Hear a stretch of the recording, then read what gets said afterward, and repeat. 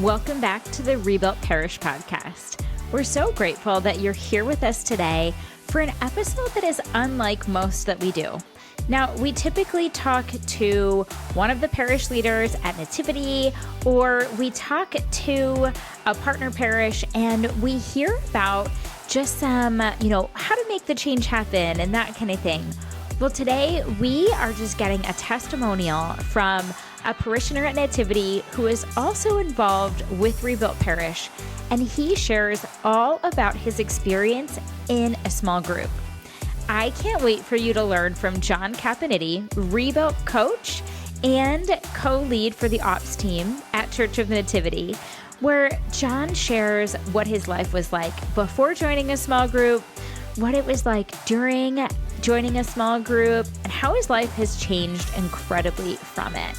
I hope that this inspires you to bring small groups into your parish, and if you already have them, to help you grow your small group ministry. And make sure to join us at the end and pop into our show notes because we have got some great resources for you. See you inside the episode. Well, hey there, John. Thank you so much for joining us on the Rebuilt Parish podcast today. Well, Melissa, thank you for inviting me to be here. It's fantastic to spend some time with you this afternoon talking about small groups. Well, I'm excited for people to hear about your perspective of small groups, John, because you're not only a parishioner at Nativity, but you are also a coach at Rebuilt. So you get to participate in small groups, and then you get to help other parishes launch small groups in their parishes. So I can't wait for them to get to learn from you today. Fantastic. Well, I'm ready. Let's go. All right. Well, let's talk about how you first got involved in a small group.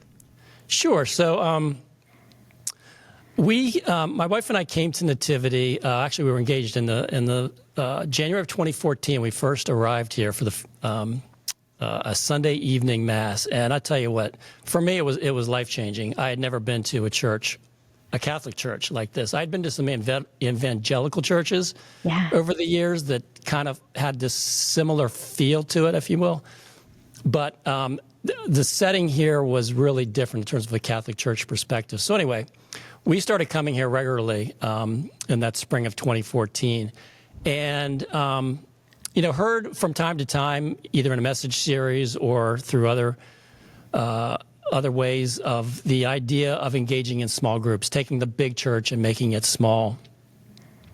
And so that was dripped to us, over time, over maybe that next year or so as we were attending Mass here. And I was a little slow to embrace that idea, but my wife decided. We got married in April of 2015. But she got involved in a ladies' small group around that time, and it was a good experience for her.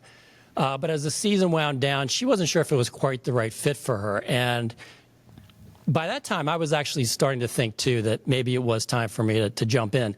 So over the summer, we talked about it some more, and we decided to try to join a couple small group in the fall. And so that's what we did. We signed up for a couples group in September of 2015, and at the time we were in a group of, I think it was either 7 other couples.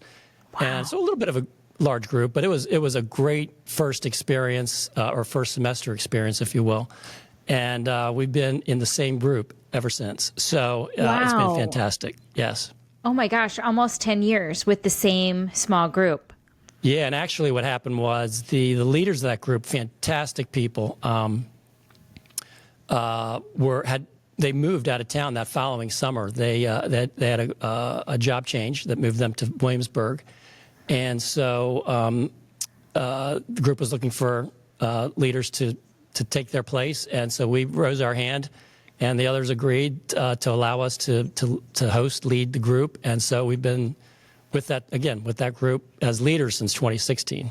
Whoa. Okay. So not only did you just join and you had about a year of experience, but then you raised your hands to help lead the small group. That's incredible. Right. Yeah. It's been fantastic. We love all our small group members and friends now. They're really close friends at this point. Yeah. Right. Wow. Now, what were you expecting or looking for when you joined this group, and how did it meet or exceed your expectations? That's a really good question because, at least in Catholic world, this idea is a little bit different. We hear about, Bible studies or groups that meet for maybe different reasons for a period of time, and it goes for a month or two or three, and then it's over. The idea of a continuous group that meets not necessarily for Bible study, but for growing deeper in your faith and having a faith-sharing experience was a little bit new. So, I really wasn't sure what exactly to expect. All I knew was I was just open to just taking it in and participating as best as I felt encouraged or as I felt comfortable. And again, the members of the group were so open and hospitable. Got along very well. In our case, the couples group was in a demographic somewhat around our age, maybe 10 years plus or minus in terms of my own age. But again, I wasn't really quite sure what to expect, but I can say now, looking backward, it certainly fulfilled and more anything that I could have imagined, I guess you might say, because it's been actually terrific. It has been life-changing. Oh my gosh. For sure. That's incredible. Now, you've been in a small group for almost 10 years now. So what has being in a small group taught you about the importance of community in your faith journey? Yeah, we, especially these days, I think we hear that, why do you really need a church community to worship God? Can't you just do it alone? Why is it so important to be involved in community? And I think when I was growing up, there wasn't as much of a discussion on that type of idea. I think it was just assumed that you belonged to some church if you were, raised in a particular denomination. Now, whether you went to church often or not, I guess depends from one family to another. But at any rate, the idea of kind of going it alone, I think, evolved over maybe the last 10, 15, 20, maybe even 30 years. But we're not meant, I don't think we're meant, God did not intend for us to go it alone. The idea of iron sharpens iron. I think living out your faith in community is the ideal way to live out your faith. We can help one another. We can bear each other's burdens. We can lift each other up. We can encourage. And we can share sorrows and challenges with one another that just going alone, you might have friends, but if you don't have friends in faith, close friends in faith, those other life experiences either are less enjoyable or much more difficult on the other end of the spectrum. So I think what I found is not only being involved in a church, going to Mass every Sunday or whatever that might be, participating in a small group outside of the church walls, for me, just provides that sense of community and support, and I just wouldn't have it any other way at this point in my life. I love that. You're not journeying through this faith walk alone. You have a whole group of people praying with you, supporting you, and loving you through everything that is going on in your life. That's awesome. Right. Yep. That's awesome. Mm-hmm. Well, John, you've got such a cool example to pull from because you've been with this same group for so long. And our hope is that other parishes can build lasting small groups like these as well. But how has your small group helped you build meaningful, life-giving relationships? Yes, well, as I mentioned earlier, these small group members have really become close friends, after this many years. We not only get together for our small group meetings, but from time to time we get together for just either for social activities or for other maybe in serving the community and other reasons why we might get together. And I just think that, having that commonality of faith, it's an extra element that that I have found fulfilling, that I don't necessarily get from the other lifelong friends I've had, maybe since not only high school but grade school. Wow. I still have some friends from those years, and they're wonderful friends. I love them dearly. But it's a little bit of a different dynamic, I think, than the friends I have in faith through the small group experience. And again, getting back to what we said earlier, we just help each other grow. I think there's a, not an expectation, but, there's a encouragement factor there, that even if it's unspoken, just being with other like-minded friends in faith, it just adds an element to the life experience, and the life experience within the church specifically. That's so good. Well, John, you said something that really made me think, how you've had friends that have been lifelong friends since you were in grade school and high school, and now there's something so special about your friends in faith. And it makes me think you can probably text your friends in faith a little bit differently than you can your friends from grade school. You may be able to text them, hey, can you pray for me? I have this going on. But you know that if you text your small group in your group message, if you say, hey guys, I'm struggling with this, can you pray for me? You know you will be surrounded in prayer by every single person in that group. No question about it. That's a great point, Melissa. Absolutely. And that happens. It does. It Yes. It does. That's the beauty of small groups, is that you've got those prayer warriors for you, that you've got the people that are going to be there to help you no matter what. So I love that. From being in a small group too, there's just something so special about those friends in faith.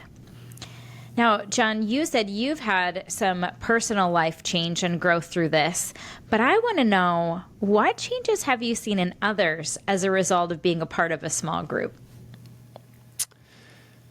Yeah, I think each in our own way. We're all different people. But I would say one common element is maybe a greater willingness to serve, either within the church, within the parish, or in other ways outside the parish. I think we each in our own way have found fulfillment in serving in a way that may not have occurred had we not been part of a small group. That is another element within the parish here that we hear from time to time about serving, whether inside or outside the church, missions outside our church walls, or ministries inside our church walls, as we like to, the terms we use here anyway. But yeah, I would say that whether it's serving, whether it's diving deeper into our faith. For example, some of our small group members have taken on doing the Bible in a year with Father Schmitz, for example. Whether they would have done that if they had never become involved in a small group, I don't know. But Right. That's something that a few of our folks are doing, have done, and are doing right now. It's those kinds of things. I think it's taking additional steps in our faith, whatever form that might take for each one of us. I think having the small group participation to surround us and to encourage us in one aspect or the other, I think is just really invaluable. That's so good. Now, you've gotten the chance to witness others find healing and growth, or even find community for the first time through small groups. How does that feel? What is that like? Yeah, obviously you go through challenges from time to time in life. Some are obviously more difficult than others, and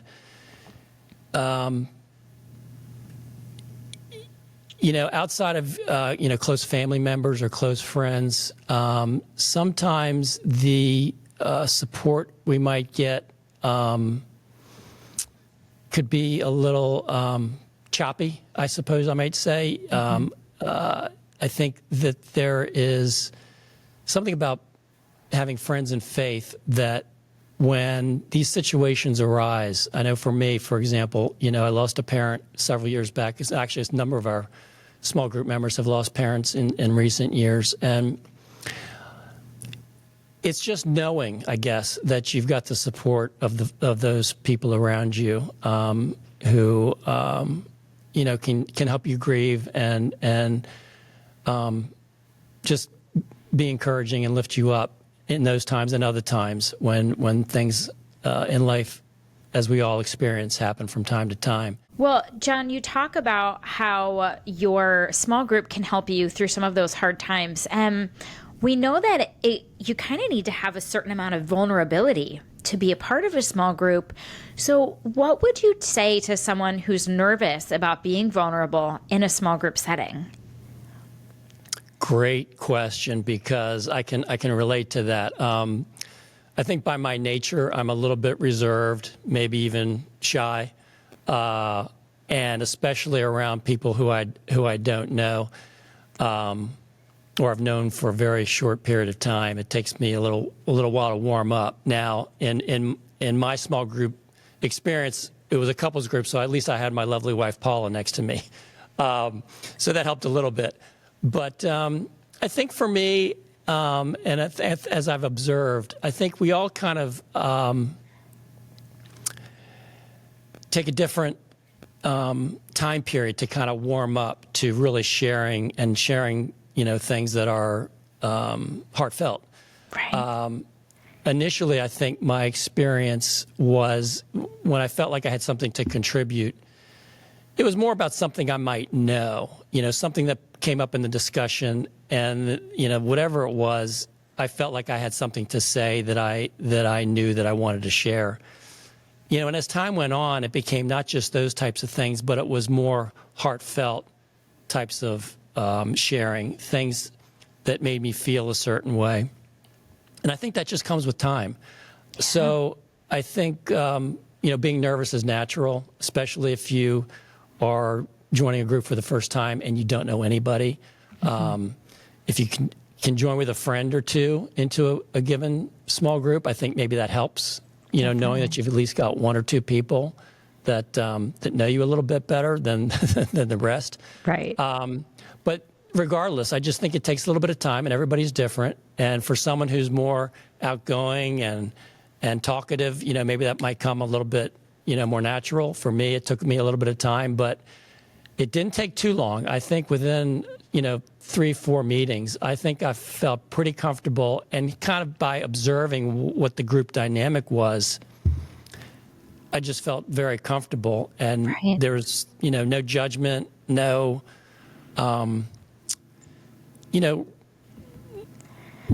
real situations arose where, somebody felt like what they had to say wasn't worthy of the group discussion. And so I think all of us, can take that to heart. And, over time, as you become more familiar with the group, become more friendly with the members, I think it just comes natural that that nervousness that may have occurred in the beginning will subside. Right. I think it helps too, John, when we think about the way we support parishes and helping them launch new small groups in their parishes is we give them some tools like the small group member covenant and things like that, where it's, everything that's said in the group stays in the group. So it's all confidential. So they're not going to go home and say, you should hear what John Caponiti said in our small group tonight. Right. So absolutely. Great point, Melissa. Great point. Yeah, that's something we went over, as we joined the group, I should say, and absolutely the idea that what you say in the small group setting stays there is an important aspect of the group dynamic that hopefully can also maybe help subside any nervousness that someone might have. Right. Well, you've talked about how small groups have been life-changing for you, and I want to hear a little bit more about that. And one of these questions I've got for you is, in what ways has your small group inspired you to take on leadership roles or maybe even a new ministry? Good question again. Well, actually, a couple ways. Because one was not only we've been involved in this particular small group for about 10 years now, going on 10, but a couple of years ago, as Nativity launched, was having a major launch of small groups in Lent a couple of years ago, they were looking for additional leaders to start new groups. And so we raised our hand for that and actually started another group a few years ago, another couples group. And so the intent at the time for Paul and I was just to do that for one season and then kind of let them continue on their own. But we really enjoyed the experience. We loved them, all those members as well. We decided to continue with that group after that. And so we had two groups going for a while, until just this past fall, actually. So we finally kind of let them leave the nest, if you will, so to speak. And so they're have now spun off and are, continuing growing into another group while we just continued with our original group. So that's one way we've kind of taken an additional leadership role. And you've joined the Rebuilt Ministry, right? Of course. Yes, absolutely. So I was invited to participate with Rebuilt a few years ago. And I tell you what, it's been a wonderful experience. The parish I coach now with a co-coach is out of Grand Rapids, Michigan, Holy Spirit Parish, and they are fantastic folks. And we love them. We love them, and it's been about a year and a half now, and it's been a very rewarding and fulfilling experience to walk alongside them and encourage them and see how incredible they are and all the things that they're doing with not only with our help, but on their own. I mean, they're just unbelievable. I love watching them succeed. And it rings true for all of the parishes that we coach, but it's just so much fun getting to know all of them, seeing their personalities shine through, and just hearing the success. And every time they make progress on something, watching their confidence build. I just love that, because just as small groups are those friendships and faith and our people that surround them with love and prayer, we're that for them here too on the professional level. And so it's just so fun watching their confidence increase, and then they can achieve even more. I love it. Absolutely. And I guess I might also add, I think becoming in small groups was kind of the spark that led me to consider serving at Nativity. Again, we'd hear that kind of dripped out in message series or in other ways about, serving. And so it was probably about a year being involved in a small group, I finally decided, it was probably time to get involved in ministry. And so for me, I signed up for what we call the operations ministry, which is basically kind of keeping the campus in tip-top shape over the course of a weekend as, so many visitors come and go. And so it was within about a year of that I first signed up that I was asked to co-lead that ministry. And so I've been co-leading ops ministry now for, 7-8 years now. Wow. Something like that, 7.5. So wonderful again. So small groups have provided you with friends in faith. They have helped you grow in your faith journey. You've been serving in ministry for almost 8 years now. You've been leading small groups for 8 or 9 years now. What would you say small groups what was the biggest impact small groups have had on your life? It's a good question. I think it's really, all those things are great and they're fulfilling. I think if I had to say the number one impact is growing in my faith, really walking a more deliberate walk in my faith outside of just coming to Mass once a week. Yes. It's really wanting and participating in a relationship with our Lord Jesus Christ on a daily basis, hourly basis, minute by minute basis. And I think becoming involved with small groups has helped keep that focus really where, the life focus on where it really should be, and our relationship with our Lord. And there is no more important relationship we can have in this world. So I think I know my wife and I not only have grown together as a married couple, had a more fulfilling marital relationship because of the small group experience, but each individually, I think we've been able to grow in our faith in a way that maybe outside the small group experience, it either wouldn't have happened or wouldn't have happened in the same way or wouldn't have happened in as fulfilling a way. Right. What a blessing. What a blessing. I love that. Now, John, for someone who's hesitant to join a small group for any number of reasons, what would you tell them? Why do they need to join a small group? I think of it, I'll use this analogy. A while back, someone explained that, what does a rubber band do? A rubber band is really not good for anything when it's just laying on a table. It's only good when it's actually being stretched to keep something together. And that's what its function is. It's to stretch.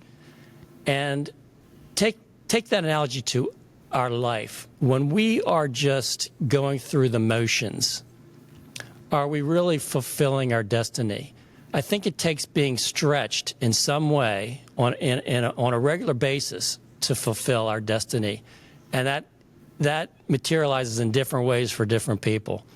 But I think being involved in small groups has been a primary source, at least for me, to stretch myself in these other various ways that we've already discussed, and in other ways. The more I stretch and the more I pursue and the more I reach out and be activated in my faith with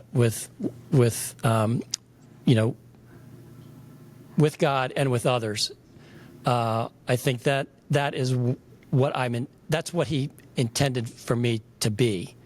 Right. So I think that idea of just avoiding just the going through the motions mentality. Yeah. I think small groups has been a big part of, moving me along that stretching path.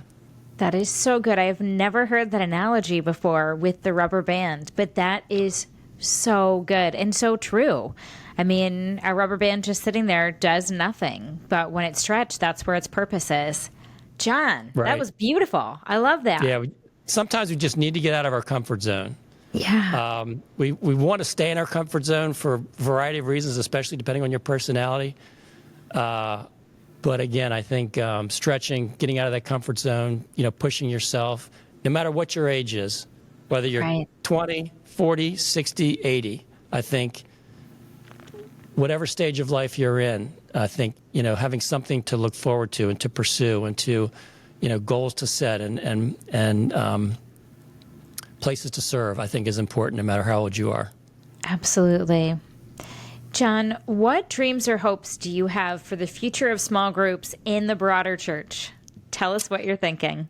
Yeah, I think getting back to what I said in the beginning about, what was my church experience like growing up? And I'm a cradle Catholic, went to Catholic school.